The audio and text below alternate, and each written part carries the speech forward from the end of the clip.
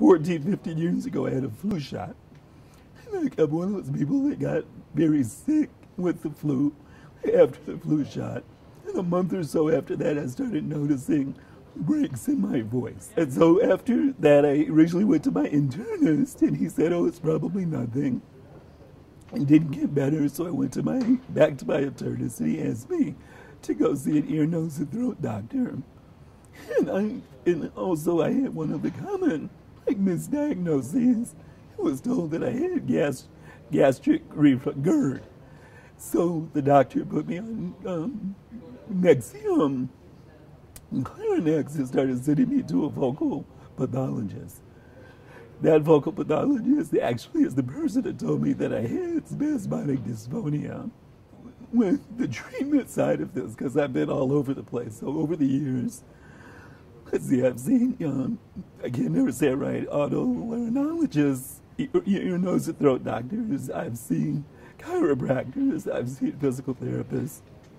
I've seen alternative medicine doctors. I've had acupuncture. So I've sort of been all over the place.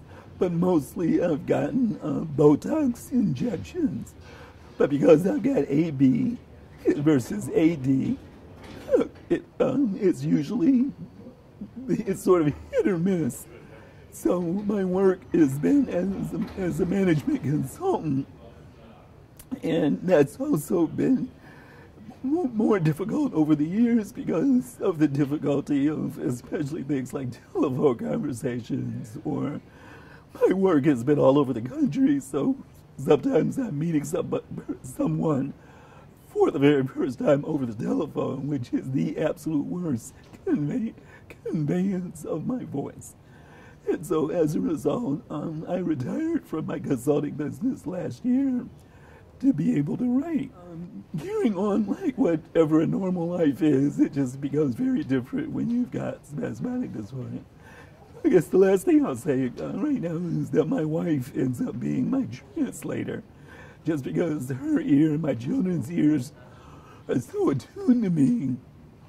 You know, they're the people that if I'm in a store or something, or in a restaurant, sometimes they'll jump in, almost without any prompting, and so forth. Or if I'm trying to set up an appointment, we needed a plumber recently, my wife makes those telephone calls.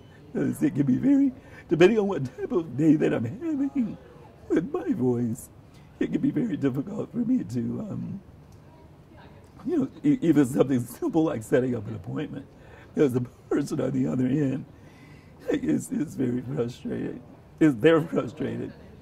I like to work out. I think that type of relaxation, of physical activity. I also think music. I don't play any instruments, but I'm a music buff, so I often listen to music, all over the place, jazz, classical, doesn't matter. And so sometimes just on days, for example, where I don't have a good voice, or it's less clear than others, I'll just be quiet, and that's pretty good too. I think that as having spasmodic dysphonia, it gives us an opportunity.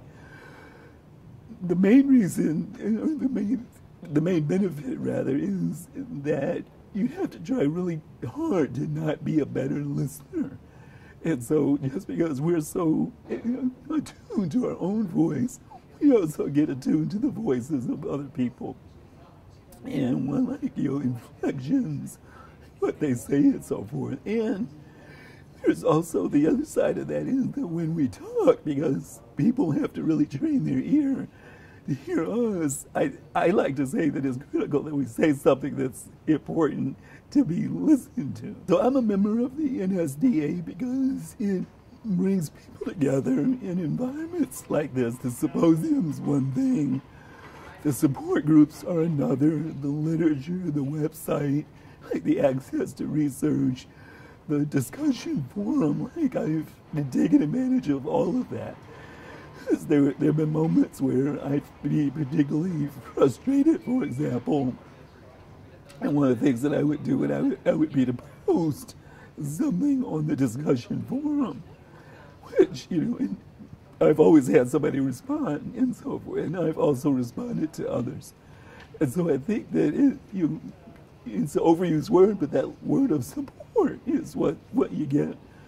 And also to help, to get support, from your family. And say, look, I'm not broken. I'm the same person. My brain is the same. My heart is the same.